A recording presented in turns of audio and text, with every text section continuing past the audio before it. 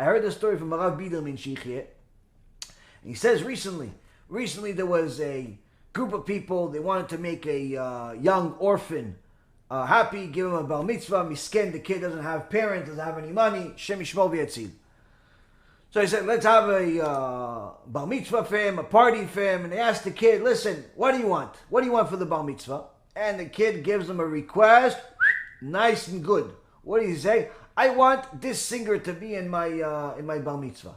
Now, the kid's frum, the people are frum, so he's not asking them for some garbage. He's asking for a tzaddik singer, but it happens to be that the singer that he's asking for is the most popular religious Jewish singer that is in the world today. So, meaning expensive.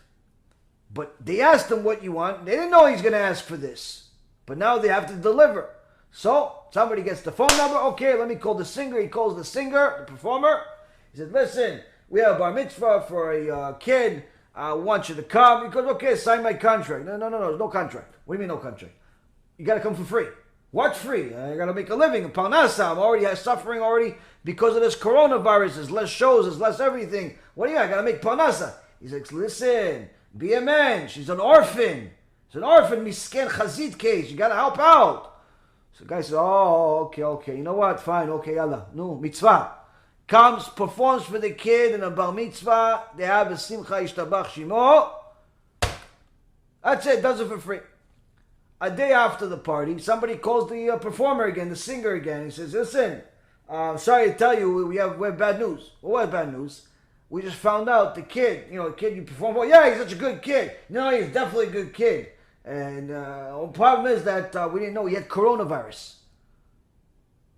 Hashem yishmor v'yatzil. No, that's all I needed in my life. That's what he's thinking right now. Why? Well, anybody would think like that. Not only did I do a mitzvah, give this kid a free show, but am I going to get punished for him and get coronavirus? No. Oh, what's going on? What did HaKadosh Baruch Hu say? I don't think like you. I don't think like you.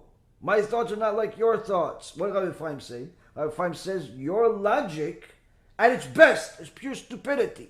Next to HaKadosh Baruch Hu's logic. And let's see HaKadosh Baruch Hu, how he plays out this story. This true story. The singer verified the whole thing. He says this, I don't understand what's going to happen, but everything's from Hashem. Next thing you know, he's not working for weeks. No parnasa. Nothing. After a month, he gets a call. Yeah, hello. Yeah, hi, we're calling from such and such organization. We want to do a whole tour of shows for our non-profit organization, and we want you to be in every one of the shows. Ishtabach shimo. Okay, fine. Okay, Baruch Hashem. Well, listen, is this price good enough for you? They give him a price that's even better than what he took, meaning he's making even more money. He's like, okay, Baruch Hashem. Hashem is rewarding me for doing the mitzvah. That I did a free show. So Hashem's giving me a reward, giving me 10 times what I gave up, right? That's not it. Why? My thoughts are not your thoughts, HaKadosh Baruch Hu says. HaKadosh Baruch Hu pays everything to the last penny.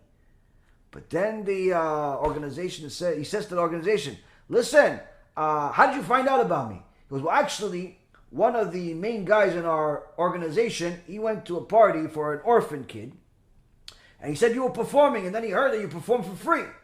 And after that, he said, listen, since we are an organization representing orphanage and, kids that are orphans and so on, he said, if this guy likes orphans that much, he has such mercy for orphans, we have to have him as the main guy for our tour, for our whole show, for our organization, multi-million-dollar organization.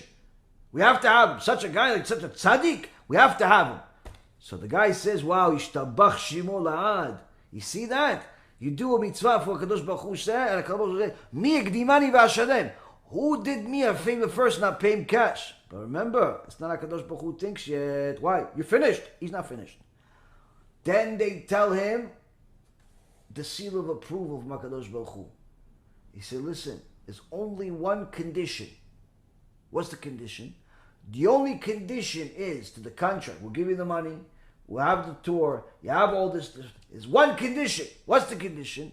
We're only able to work with you if you already had coronavirus. Because we know if you already had coronavirus, statistically speaking, you're less likely to catch it, infect others, and so on. That's how HaKadosh Baruch Hu thinks. That's how HaKadosh Baruch Hu thinks, and even these few little diamonds that we just found from the story, I bet you anything, it's not even the beginning of the whole story. There's a lot more to it. But here we see, Rabotai, is that the main lesson that you're supposed to learn from Megillat Esther is not just what happened to us, but why it happened.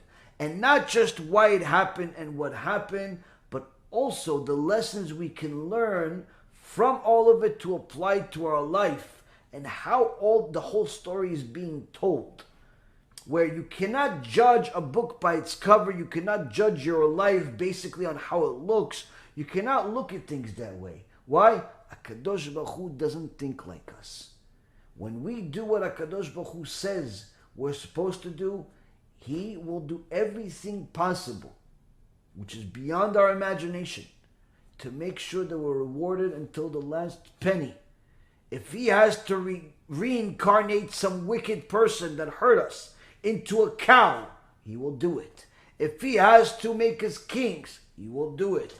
If He has to do all types of things, He will do it. But remember, the reward doesn't look like what you think it would look like. Many people pray for the lotto.